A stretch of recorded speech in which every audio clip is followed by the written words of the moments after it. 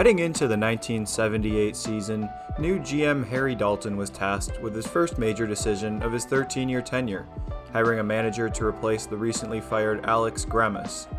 Dalton decided to go with George Bamberger, the mastermind behind the Orioles' rotation that once boasted 4 20-game winners. Dalton sought after a pitching mind that could bring the Brewers to the postseason, with Bamberger inheriting a team that possessed an above-average pitching staff just once in its first 9 years of existence. Bamberger's pitching philosophy was simple.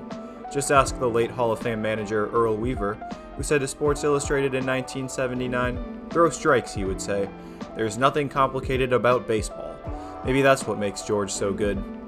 His advice clearly worked as the Brewers' team ERA improved by 7/10 of a run.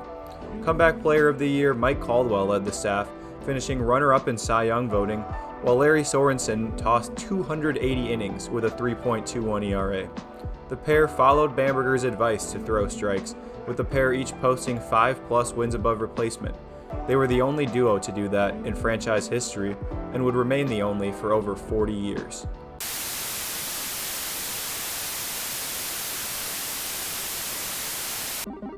Brandon Woodruff didn't ride the roller coaster of ups and downs that Burns experienced in Pro Ball, but he endured plenty en route to Pro Ball. Drafted in the 5th round out of high school by the Rangers, Woodruff declined to instead attend Mississippi State. He found success his freshman year bouncing between the rotation and bullpen, but threw just 18 innings his sophomore year, then pitched to a tune of a 6.75 ERA his junior year. He fell all the way to the 11th round where he'd have to reestablish himself as a legitimate prospect. Establish himself he did, as he steadily advanced, developing into a key swingman on the 2018 team before earning an All-Star appearance in 19. Woodruff was expected to be the ace, and for the first time in nearly 20 years, the Brewers had a true homegrown ace in Woodruff. We all know the end of the story for Corbin Burns, but only true Brewers fans know what led up to it. Originally a 4th-round pick out of the small St. Mary's College in California, Burns was considered a mid-round steal even at the time, with the upside of a late rotation arm. He made quick work of the minor leagues, bursting out of the scene with a 2.61 ERA coming out of the pen on the 2018 NLCS team, but the wheels fell off in 2019, when Burns suddenly became the worst pitcher in baseball. Burns put up an NL worst 8.82 ERA, shuffled between AAA and the majors, and had to rework much of what got him to the big leagues if he wanted to stay there. Signed as an amateur by the Mariners in 2013, the Brewers acquired Freddie Peralta in a trade sending Adam Lind to Seattle when Peralta was just 19. He slowly ascended through the minors, all culminating in a memorable debut at Coors Field, striking out 13 in 5 2/3 innings. Peralta was a solid back-end starter for much of that year, but struggled to improve into the starter that everyone knew he could be. After signing an extension in 2020, Peralta was one of the better relievers in baseball, but a far cry from being a top-flight starter. The Brewers acquired Eric Lauer in the deal that sent Trent Grisham and Zach Davies to San Diego, also bringing back Luis Urias. While he had been an average starter the previous year and a half, Lauer threw just 4 games in 2020, spending much of the year at the alternate training site and the rest of it pitching to the tune of a 13 ERA in the majors.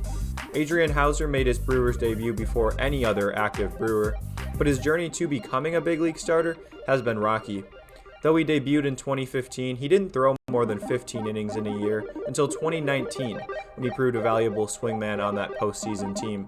The 2020 campaign was a rocky one for Hauser as well, going 1-6 with an ERA north of 5. And lastly, Brett Anderson. Nothing is really improbable about 2021 Brett Anderson. He posted an ERA within 1/100th of a point of his 2020 mark. I just didn't want to ignore his contributions, while also noting that I am curious as to why he never signed with anyone for 2022. We all know the Brewers' rotation was good, but how good exactly was it? Since 2000, just 7 rotations have posted a better collective ERA than the 2021 Brewers. Of those 7, just 2 have displayed the same kind of dominance, striking out a batter per inning on average. Those teams, well, they're the 2019 and 21 Dodgers. So why are the Brewers so improbable then? Well, let's start by looking at payroll. The Brewers spent only about $10 million on their entire rotation. The 7 teams in front of them in ERA each dished out, well, let's just say it was a little bit more. 6 of the 7 paid more than $10 million to at least one pitcher in the rotation, and the other that did not, the 2014 Nationals, still spent a total of $27 million on their rotation. But aside from the improbability of assembling a rotation on such a tight budget, the Brewers did so not by acquiring successful pitchers or developing top picks, but took pitchers who had a track record of failure, turning each into a successful member of the rotation. So the Brewers had a former 11th round pick establishing himself as a top tier starter, a pitcher who was the worst in all of baseball in 2019, a good reliever who had not succeeded in the rotation, a lefty who spent nearly all of 2020 at the alternate site, a sinker baller with a career A around 5 as a starter, and Brett Anderson, and they turned it into one of the best rotations in recent memory? How did they do it? How did they turn it around? Well, let's take a deep dive. Brandon Woodruff took the next step to frontline starter status in 2019 by altering his pitch mix, dropping the usage on his four-seamer while upping his sinker usage. It also didn't hurt that he added a mile per hour on his fastballs. He was able to increase his spin on both of the pitches and his off-speed as well, leading to a breakout year in the rotation. But Woodruff was the closest to a finished product by this point, getting through most of his ups and downs in college and early pro ball. Corbin Burns' biggest adjustment was the one that gained national attention in his transformation from worst to best pitcher over the course of 2 years. Burns dropped the four-seam fastball that opponents hit .425 off of in 2019, trading it in for a cutter that has quickly become the best cutter in all of baseball. One thing he also did was stop throwing a bunch of fastballs right down the middle, something he did far too often in 2019. Burns traded a bad fastball for the nastiest cutter-sinker combination in the league. That's typically a good formula for success. Oh, and he also incorporated a curveball that opponents have hit 100 off of over the past 2 years. And he cut his walk rate from 8.5% to 6%. Talk about a crazy transformation for Burns. Freddie Peralta was once called Fastball Freddie, and for good reason. He threw fastballs 75% of the time in his first 3 years, mixing in a curveball alongside the fastball. After 2020 though, Freddie went to work on developing a slider and a changeup, and both proved to be effective weapons. He threw his slider a quarter of the time in 2021, with opponents hitting just .162 off that pitch. He also cut his walk rate by about 1%. Notice the difference between Freddie's pre-2021 slider and his 2021 slider.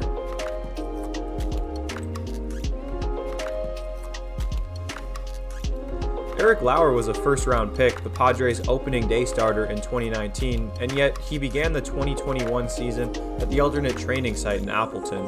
Lauer didn't cut his walk rate like the others or change his pitch mix much, but he did add velocity.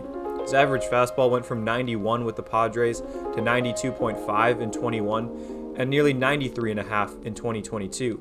So how did he do this? Oh, well, he tried to imagine he was Aroldis Chapman or Tim Lincecum on the mound. No, seriously.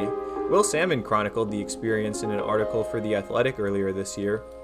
In his bullpen, he went from throwing 90 to 92, then 93, then 94, and it actually translated, and he turned that into major league success. What did Adrian Hauser do? Well, to start, he upped his sinker usage by almost 20%. Hauser's sinker was literally the best in baseball according to StatCast. He also started throwing a slider that was slightly slower than his previous version, but with better movement, which was a change that brought more favorable results. Because of his sinker usage, his ground ball rate improved by 6%, and this matters because hitters slugged just .224 on ground balls off Hauser. Hauser lives off of ground balls, so any increase will prove valuable. Not only were the Brewers' rotation members paid little, but they made adjustments that fueled their success. Every adjustment was unique, well, except for one. Every member of the rotation decided to start throwing pitches in the strike zone less. Yes, even the ones who cut their walk rates.